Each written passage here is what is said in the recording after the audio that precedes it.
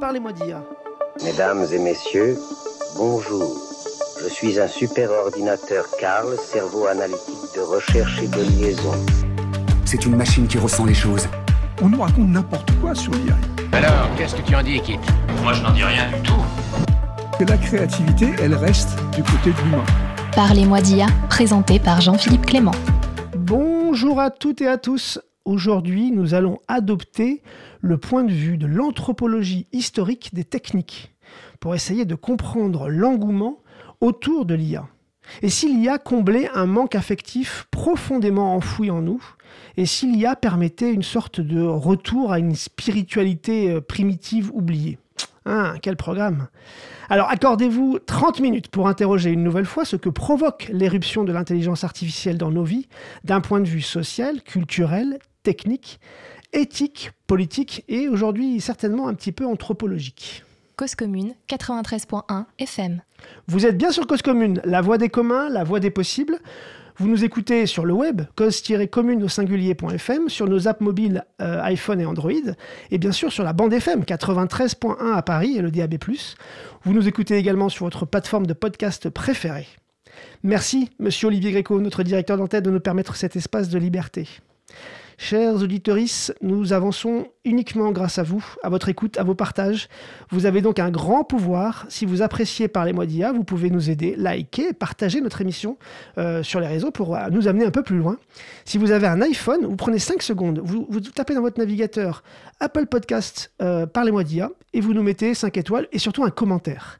Parce que tout ça, ça nous fait connaître et ça manipule les algorithmes. Et... c'est cool de manipuler un algorithme. Vous écoutez Parlez-moi d'IA. Dans le 3e entretien avec Serge Abitboul, que nous avons diffusé récemment et que vous pouvez retrouver en replay podcast, nous avons abordé la question des capacités spirituelles des IA. Aborder la question de la spiritualité en parlant des IA, c'est pas une thématique simple. Donc j'avais un peu préparé les choses et en préparant du coup cet échange, je suis tombé sur un article scientifique d'une anthropologue de la communication par les technologies, docteur en sciences du langage et professeur en sciences de l'information et de la communication. Elle y développe une thèse très construite qui pourrait donner des explications supplémentaires sur le formidable engouement autour de l'IA en ce moment. J'ai eu très envie d'en parler avec elle et je suis très heureux qu'elle ait accepté de nous accompagner en fait aujourd'hui dans la relecture de cet article publié en 2022. Donc on peut dire juste avant finalement la vague actuelle des IA, mais où il y avait quand même déjà des IA, et que du coup je vous remettrai en description, parce que très clairement on ne va pas pouvoir aborder la totalité de la richesse de cet article dans l'émission. C'est un vrai mini-cours d'anthropologie historique des techniques que nous nous apprêtons à suivre. Mais heureusement pour nous, notre guide est très pédagogue. Elle est professeure des universités et chercheuse en sciences de l'information et de la communication à l'université Grenoble-Alpes. Bonjour Fabienne Martin-Juchat. Bonjour. Merci d'être avec nous en studio. On profite de votre passage du coup sur Paris pour vous avoir au micro. Parlez-moi d'IA, Fabienne. Mais avant ça, je pense qu'il est forcément nécessaire qu'on fasse un petit détour vers le vocabulaire qu'on va utiliser pour qu'on perde personne, parce que c'est un vocabulaire spécialisé, tout simplement. On va commencer par le basique, en fait. C'est quoi, finalement, l'anthropologie historique des techniques ? Alors, c'est un domaine de recherche qui est pas récent, qui date du 19e, 20e siècle, même si cette question de la technique, c'est une question qui a intéressé les philosophes, tous ceux qui réfléchissent à l'humain. Et l'anthropologie historique des techniques, c'est d'essayer de comprendre notre dépendance à la technique. Pourquoi civilisation et technique sont si intrinsèquement impliquées les unes avec les autres. Donc c'est en fait notre rapport d'humain avec justement les outils, la technique, les éléments. Tout à fait, notre rapport d'humain, mais pas simplement au niveau psychologique. Je dirais la psychologie sociale, c'est récent. C'est le fait que collectivement, nous avons besoin de la technique. Les civilisations, l'anthropologie, c'est le collectif, c'est le social. Pourquoi nos sociétés, nos groupes sociaux aiment la technique. Enfin, même, je dirais, pourquoi le besoin de technique est illimité au niveau des collectifs. Et donc on analyse en fait nos rapports, nos comportements, nos façons d'être face à cette technique, c'est ça, dans cette matière? Oui, c'est plutôt de comprendre pourquoi les relations sociales ont besoin d'être médiées par des techniques. C'est-à-dire on a une idéal peut-être rousseauiste de la relation, en disant que voilà, c'est ça, que la relation première elle est interpersonnelle, alors qu'en fait la médiation technique, les objets, les instruments, le couteau, la fourchette, ça c'est du social en fait, hein. C'est un phénomène social important à analyser. Moi, ce qui m'intéresse en tant qu'anthropologue, c'est ce que font les gens de leurs objets, pourquoi ça fait sens d'utiliser un téléphone. Donc c'est notre comment cette relation à la technique nous lie aux autres. C'est vraiment ça une approche anthropologique. Et dans cet article dont je parlais, en fait, vous faites appel à toutes les notions et tous les éléments de cette matière pour finalement décrire votre thèse. C'est l'engouement en fait autour des dispositifs d'IA conversationnels et humanoïdes, et dire que finalement on ne s'en aperçoit pas, mais intrinsèquement ça provoque une sorte de résurgence de la spiritualité, une spiritualité primitive, qu'on appelle l'animisme. Alors, nouveau mot de vocabulaire, s'il vous plaît, Fabienne, qu'est-ce que c'est que l'animisme, en fait? Alors, vous appelez spiritualité, moi, j'appellerais pas ça spiritualité. Trop loin, déjà. Oui, c'est une manière d'être au monde, en fait. Quand vous mangez pas des oiseaux ou que vous prenez une fourchette, est-ce que vous dites que c'est pour des raisons spirituelles? Oui, c'est peut-être aujourd'hui qu'on interprète ça comme ça. Oui, voilà, c'est ça. C'est plutôt l'animisme, c'est une manière d'être au monde, c'est une manière de penser le monde, d'être en relation avec les humains, les végétaux, les pierres. Et c'est quelque chose qui est totalement différent de notre manière moderne d'être au monde. Donc, quelles sont ces différences-là? Un animiste, il considère que dans l'animé, alors le terme animé, une âme, c'est compliqué, d'où le fait que vous avez parlé de spiritualité. Sûrement. Mais c'est de dire que tout potentiellement peut être animé, il n'y a pas que les humains. Donc ça, c'est la grande différence avec la modernité, parce que dans la modernité, on considère que les seuls êtres qui sont animés de conscience sont les humains. Un animiste, il considère qu'il peut dialoguer, interagir avec une variété d'êtres animés que sont les pierres, les animaux, les végétaux et les objets techniques. Il y a un rapport très horizontal finalement de tout ce qui existe. Tout à fait. La grande différence entre l'animisme, et on le verra après justement, et je vous remercie de m'avoir invité ce matin, parce que ce papier, en fait, c'est vraiment plus de 20 ans de travail, même 30 ans. C'est d'essayer de comprendre qu'est-ce qui s'est passé entre le passage à l'animisme, à nos sociétés qu'on connaît aujourd'hui, pour comprendre l'avenir. En fait, moi, ce papier, c'est pour mieux identifier ce qui est en train de se passer avec l'IA et les technologies, et comment ça résonne avec des éléments de nos civilisations qu'on a totalement oubliés. Moi, j'ai beaucoup apprécié justement cette perspective historique aussi des choses dans votre papier. C'est ça. Et ça permet effectivement de mieux comprendre d'où tout cela vient et qu'est-ce qu'on a, voilà, l'humanité. Et puis aujourd'hui, finalement... Exactement, c'est pour penser le demain. Moi, c'est ça qui m'intéresse.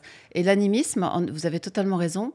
La grande différence avec ensuite les monothéismes, c'est l'idée qu'on est dans un réseau d'interaction et d'inter-influence entre humains et non-humains, mais c'est pas nécessairement l'humain qui gagne toujours. Oui. C'est-à-dire qu'il y a un rapport de pouvoir distribué, et le grand changement des monothéismes et ensuite des sciences et des techniques et de la modernité, ça va être de dire l'humain est au-dessus, a un pouvoir supplémentaire. C'est pour ça que la puissance des manières d'être au monde qui vont être celles de l'après-animisme, c'est parce que ça donne un pouvoir à l'humain qui est important. Sur la nature et sur les autres choses qui l'entourent. Exactement. On va y revenir. Allons-y doucement, parce que tout votre article, il va justement progressivement. Et je vous propose de nous expliquer justement. Donc, on imagine donc, l'humain dans sa position animiste. J'ai récemment visité Chauvet. Donc voilà, c'est l'humain préhistorique qui a un rapport comme ça au monde qui est animiste globalement.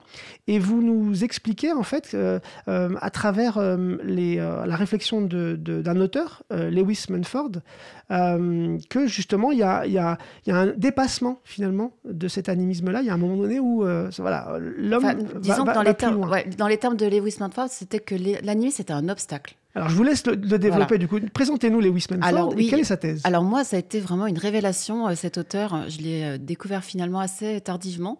Et je le regrette qu'il ne soit pas suffisamment enseigné. Alors, il est mieux connu par les urbanismes, mais il est peu travaillé à l'université. Donc, c'est une belle découverte. Et entre autres, il y a eu un chapitre, je me suis dit, waouh, révélation. Quoi. Ouais. On se fait du bien quand des fois on lit un auteur et on se dit, ah purée, mais c'est exactement ça. Et Lewis Mumford, c'est un Américain du début du XXe siècle, donc il est mort dans les années 90, totalement atypique. Il avait commencé une carrière à l'université, puis il a eu la tuberculose, donc il a dû arrêter. Quand on regarde sa fiche Wikipédia, il a plusieurs métiers. Et il a écrit un livre, entre autres, qui est un peu... Il en a écrit beaucoup, qui est Technique et civilisation, assez remarquable, en 1934, où il explique justement le rapport à la technique, à la technologie, avec même l'idée d'une méga-machine. Et il dit qu'en effet, l'humain s'est structuré autour des techniques dans lesquelles il y a l'architecture pour faire des cités. Et ce qui est surtout intéressant dans son travail, c'est qu'il dit précisément que l'animisme est un obstacle au développement d'une société qui valorise la technique. Parce que rationnel, qui rassure, sa société qui doit rassurer l'humain un peu. Oui, c'est ça. Parce que la difficulté dans l'animisme, c'est que dans le rapport au non-humain, il faut négocier. Il y a des responsables de ces négociations que sont les chamans, mais vous n'êtes jamais sûr en fait de gagner par rapport à la pluie, par rapport à la panthère. Donc c'est incertain et donc ça génère énormément d'inquiétudes. Hein. C'est pas rassurant. Et l'homme n'aime pas ça. Bah oui, l'homme primitif, en effet, il était très vulnérable. Et là, d'un seul coup, les monothéismes vont proposer un système de contrôle, de maîtrise de la nature. Par l'ordonnancement. Avec l'idée que l'humain est supérieur à la nature. Et ensuite, on va développer des techniques qui vont nous protéger de la nature. Mais c'est toujours le cas d'ailleurs, quand on est dans un appartement, quand on a le chauffage, l'eau courante, on se sent moins vulnérable que quand vous devez, sous un orage ou une tempête, dormir dehors. Il y a une recrudescence des installations d'alarme en ce moment. Donc en tout cas, c'est ça qui est intéressant, c'est de se dire, bon, l'obstacle animisme, c'était une nécessité pour développer, dans un premier temps, le monothéisme, avec cette séparation nature-culture, cette idée que l'humain est au-dessus de la nature. Et ensuite, ça va être Max Weber. Oui, là, on fait la transition. Que les monothéismes vont être justement un élément essentiel pour la naissance de la science, en fait, et des techniques associées à la science. Vous l'avez cité, présentez-le-nous. Donc, Max Weber est aussi... alors, certains disent que c'est le père de la sociologie, un des pères de la sociologie, Marcel Mauss a été son élève. En tout cas, ce qui est super intéressant au début du XXe siècle, c'est qu'il y avait une vraie richesse intellectuelle, sociologique, anthropologique sur cette question de la technique. Pas suffisamment, je trouve, enseignée aujourd'hui à l'université, et pourtant important parce que ça nous permettrait, surtout pour les jeunes, de comprendre ce qu'ils sont en train de vivre et comment ils doivent construire la suite en termes de civilisation.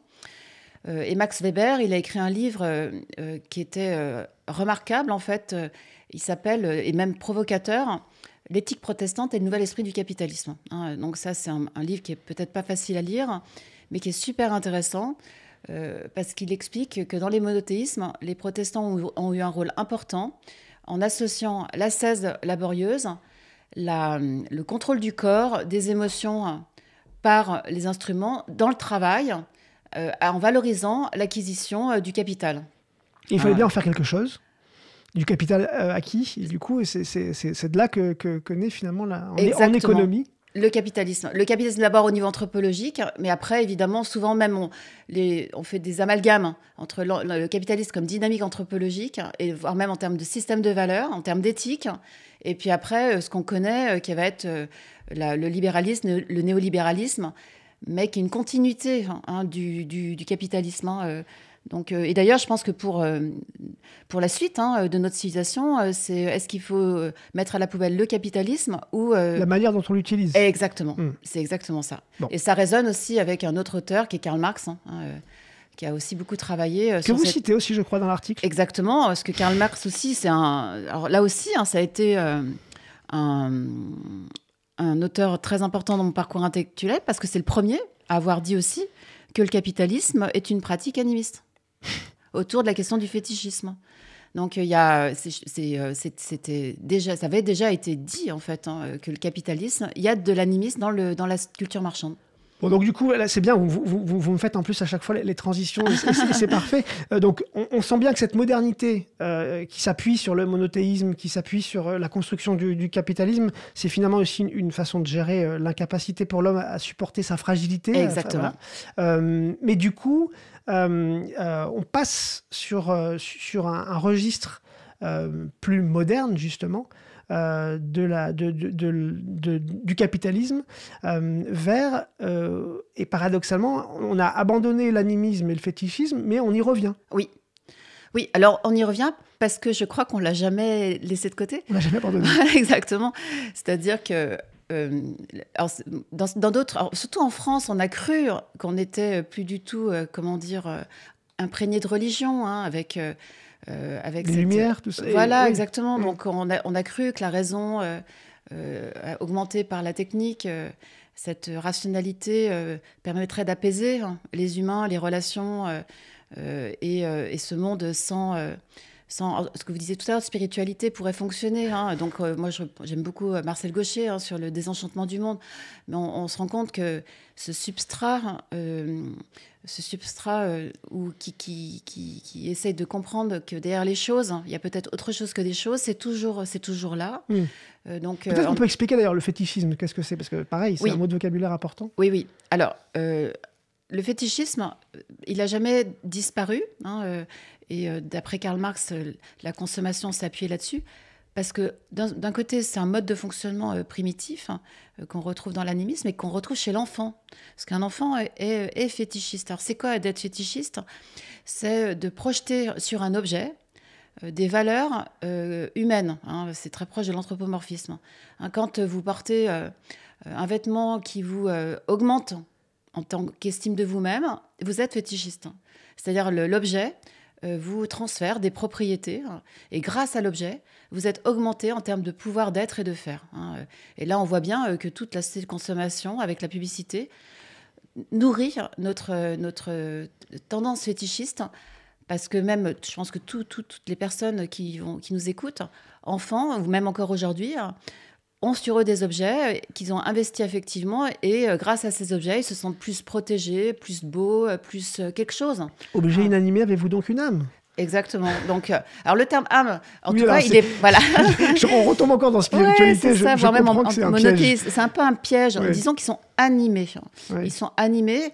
Et d'ailleurs, vous avez raison, parce que ça, on voit bien qu'au niveau de la toile, c'est passionnel autour de est-ce que Lysia pour un jour avoir une conscience. Là, on retombe dans nos sujets. Vous voyez. Exactement. Nous, on l'a traité, cette question de l'anthropomorphisme des IA, avec Louis de Diesbach. Vous pouvez retrouver l'émission. Mais c'est une question vive, parce que moi, souvent, je discute d'animisme. Quand un Indien, en fait, communique réellement avec une pierre, en disant que même la pierre a un esprit, certains disent que c'est de la croyance, c'est parce qu'il est fou. Nous, en tant qu'anthropologue, on ne juge pas. On ne juge pas. Moi, je ne suis pas là à dire quand quelqu'un communique avec un arbre, c'est qu'il est complètement fou. Ou primitif. Ou primitif, exactement. Parce qu'on voit bien qu'aujourd'hui, y a des gens qui vont dans des week-ends et ils font des communions avec les arbres. De plus en plus. De plus en plus. Donc, voilà. C'est peut-être qu'il y a un besoin, du coup, aussi. Vraiment qui est bien sûr. Intérieur en nous sur ces sujets-là. Alors, c'est ça qui est intéressant avec les IA, c'est que c'est en train de faire exploser cet édifice qui a été particulièrement ligoté au XXe siècle, qui visait en fait à séparer d'une manière très catégorique nature, culture, humain, non humain. Et là, avec les technologies augmentées d'IA, moi je trouve ça fascinant au niveau anthropologique, c'est que pour certains, ça met le chaos. Pour moi, ça ne met pas le chaos. Ça remet en place un système d'être au monde qui a été présent dans toutes les civilisations bien avant le développement des monothéismes. Sauf que dans votre thèse, ce néo-animisme, l'idée, c'est quand même d'en être conscient aussi. Alors, c'est d'en être conscient. Et merci pour votre remarque. Pourquoi je parle de néo-animisme et pas d'animisme? C'est que dans l'animisme transformé, reconfiguré à l'ère des technologies intégrant de l'IA et à la culture marchande, on n'est pas exactement dans la même configuration que l'animisme. Pour moi, c'est une illusion d'animisme. Pourquoi ? Parce qu'en fait, dans notre société moderne, l'humain veut toujours maîtriser, veut toujours contrôler. Hein, il n'est pas au même niveau qu'Alexa ou Siri. Exactement. Si d'un seul coup, votre voiture, qui est augmentée par l'IA, décide à votre place de là où vous devez aller ce soir, il y aura un problème. Parce que dans le monde animiste, voilà, c'est ça. C'est que l'humain, il doit négocier et des fois, c'est le non-humain qui décide à sa place. Là, dans la promesse d'augmentation technique, où on anime des technologies, dans le rapport à la technologie, on a envie de maîtriser. Et on veut contrôler la relation à l'objet technique. Et c'est ça que vous mettez en évidence, finalement, c'est cette complexité, ce paradoxe, à la fois d'une présence de l'animisme et à la fois d'une manière un peu dévoyée et tout à fait. Qui ne nous met pas forcément dans une situation beaucoup plus stable. Complètement, voire même, je dirais, totalement ambivalente. Et même, d'ailleurs, le désir animiste des humains en relation avec les IA est assez ambivalent aussi, parce qu'il y a un point dans l'article qui est important pour moi, c'est-à-dire que grâce à la technique, je suis augmentée et je deviens un héros et un dieu. Oui. Donc c'est assez puissant, c'est-à-dire que dans le rapport à la technique, grâce à la pierre que je mets dans ma poche, autrefois c'était je mets la pierre dans ma poche, je porte sur moi la griffe du tigre. Il y a beaucoup de sportifs qui ont ça. Exactement, donc je suis augmentée. Donc ça c'est tout ce qui est objet connecté. Mais là où ça va plus loin, la promesse de la culture marchande, c'est que c'est un pouvoir d'augmentation à tel point que je change de statut. Toutes les dernières publicités, moi je suis assez stupéfaite des dernières publicités là, qui circulent dans l'espace public, parce que la promesse, c'est pas juste une promesse d'augmentation, c'est une promesse de transformation. Grâce à un iPhone, je deviens un médecin, je deviens un pilote d'avion. Donc il y a une promesse de délégation totale, de propriété. L'IA augmente l'humain, au risque de dire j'ai plus besoin des humains puisque grâce à l'IA, je suis autre chose que moi-même. Et du coup, est-ce que pour vous, alors je ne sais pas si je vais trop loin par rapport à votre article, mais est-ce que pour vous, il y a que des dangers dans ce néo-animisme, où il y a quand même aussi, j'ai l'impression en vous entendant que vous pensez c'est quand même assez naturel ce retour à une dimension animiste de notre rapport au monde. Oui. Oui. Et en même temps, voilà. Alors oui, il y a ce danger, merci beaucoup pour cette question, parce que ça résonne aussi à ce sur quoi je travaille aujourd'hui. Vous savez, il y a un phénomène qui est un peu à la mode, mais qui mérite d'être travaillé un peu sérieusement, c'est la notion de décoloniser les IA. Vous êtes au courant, c'est une dynamique à la fois intellectuelle et politique, mais qui est intéressante, parce que justement, l'IA, l'intérêt de la technologie augmentée par l'IA, elle permet de brouiller à nouveau les frontières, en termes d'héritage acquis, en termes de rapport de supériorité, mais sous condition que ce ne soit pas une élite et une minorité qui maîtrisent ces outils. Donc l'enjeu, en fait, pour que ce néo-animisme puisse être l'objet d'une réinvention d'une civilisation, qui est pourtant, que je trouve plutôt intéressante, c'est de permettre à ce que tout le monde puisse s'approprier ces technologies pour qu'elles soient vraiment à l'image des valeurs et des cultures qu'on veut diffuser. C'est déjà le cas dans certains pays. Par exemple, au Pérou, les chamans n'ont absolument aucun problème à utiliser la réalité augmentée, les IA et la technologie, parce que pour un chaman, d'utiliser une IA dans une négociation, c'est pas un problème pour lui. Donc tant qu'on permet à des collectifs de s'approprier ces technologies pour que ces technologies puissent diffuser les valeurs de ces communautés, je crois que c'est ça l'enjeu. C'est que ces technologies puissent diffuser une variété, ce qu'on appelle une pluralité, un pluriverse en fait, en termes de rapport au monde. Et j'espère, moi c'est une sorte d'espérance, que l'IA augmentée, que les technologies augmentées par l'IA vont permettre de concilier des cultures qui jusqu'à maintenant n'arrivaient pas trop à se parler. Les monothéistes, les polythéistes, les animistes, ceux qui sont laïques, ceux qui sont vraiment dans une logique de notre modernité, avec cette question de la rationalité. Donc, je pense, au regard de l'histoire des techniques, que la technologie peut être le langage commun qui permet à des cultures totalement différentes dans leur manière de voir le monde de dialoguer. Finalement, effectivement, ça nous propose l'interface la plus universelle, Exactement. qui est celle du langage naturel. C'est ça. Et du coup, ça peut nous ouvrir. Alors, c'est un vrai message d'espoir, surtout en ce moment Oui, où on a tant de mal à discuter, on a tant de mal à débattre. Oui.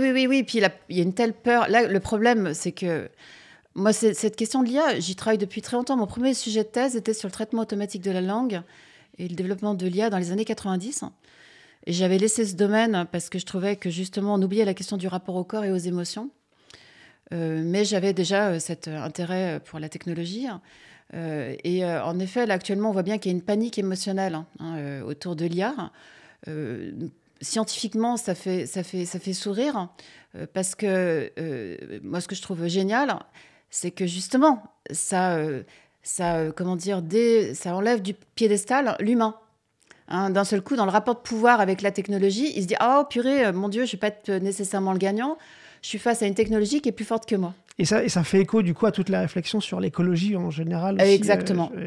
Et notre manière de vivre, encore une fois, au monde. Et vous parlez justement de vos travaux, dans vos travaux actuels, parce qu'en fait, ce papier, il ne faut pas oublier que vous l'aviez écrit en 2022, donc il était particulièrement en avance par rapport à cette réflexion-là.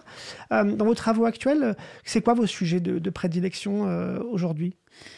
Alors, il y a 2 sujets qui m'intéressent beaucoup. C'est l'hybridation homme-machine, parce que les objets connectés, les implants, cette manière d'être augmenté par la technologie via des techniques qui nous transforment corporellement, ça s'inscrit aussi dans ce projet civilisationnel et dans ce désir de transformation totale corporelle grâce à l'augmentation technique se situe une dynamique qui est ultra puissante. C'est la volonté de se libérer des injonctions de naissance en termes d'attribution de genre. Oui. Et là, c'est intéressant, cette dynamique civilisationnelle, parce que ces jeunes, finalement, ont envie d'être considérés au niveau identitaire comme beaucoup plus complexes. Et universels ? Universels, et voire même dans une pluralité. Avec l'idée que, justement, on peut être pluriel. Parce que l'animisme, c'est un peu cette idée au niveau identité. L'identité, pour un animiste, elle n'est pas unique, elle est plurielle. C'est-à-dire, on peut être à la fois en soi, un animal, un végétal, un minéral. Il y a des logiques de circulation. Donc, l'identité, elle est vraiment multiple. Et donc, dans cette proposition de cette jeunesse, ils n'ont plus envie d'être assignés à une identité unique. Donc il y aurait un lien entre cette proposition technique et cette proposition anthropologique ? De réinventer en effet les assignations en termes de place dans la société, complètement. Donc je trouve que cette dynamique civilisationnelle est super intéressante. Et puis la deuxième dynamique aussi qui m'importe énormément, c'est de s'assurer que les intelligences artificielles véhiculent un rapport au monde qui n'est pas monolithique. Alors là, évidemment, il y a des enjeux de mise en scène des émotions qui sont ultra stéréotypés, entre autres sur des questions de choix, de corps, etc. Les biais, on les a beaucoup abordés c'est ça, ici. Exactement. Donc ces biais-là sont vraiment là. Et c'est important parce que si on fait comme constat qu'un individu moyen, une personne moyenne, à peu près 10 à 15 jours derrière un écran, eh bien, c'est comme si toute la journée, vous lui montrez un rapport au monde qui est aseptisé. Donc, c'est comme si dans votre frigo, vous aviez que des poissons panés. Donc, à force de regarder des images qui sont des réductions de la complexité du réel, ça a un effet cognitif. Donc, c'est pour ça qu'il y a une urgence éducative pour faire prendre conscience de tout ça. Donc, merci pour l'invitation. Mais également proposer des nourritures techniques et des nourritures sensorielles et émotionnelles qui soient complexes pour que la personne puisse se construire dans sa complexité. Eh ben, on va rester sur cette belle conclusion. Merci beaucoup, Fabienne. Martin Juchat. On met la référence à votre article dans la description de cette émission. Merci beaucoup pour ce partage. Merci à vous pour cette invitation. Nous n'avons fait qu'effleurer ces travaux, donc n'hésitez pas à aller lire l'article mentionné. Merci à vous, chers auditorices, d'être avec nous, d'être toujours présents. Et si cette émission vous a plu, j'espère, moi, elle m'a passionné, n'hésitez pas à utiliser votre grand pouvoir, liker, partager. N'hésitez pas aussi à nous laisser des commentaires, ça fait toujours plaisir sur Apple Podcast, sur Spotify, sur LinkedIn. Voilà, ça nous met en lien avec vous. Et là, on a quand même beaucoup parlé de liens aujourd'hui. Allez, restez sur 93.1 FM, sur Cause Commune, c'est la radio du lien aussi. À bientôt.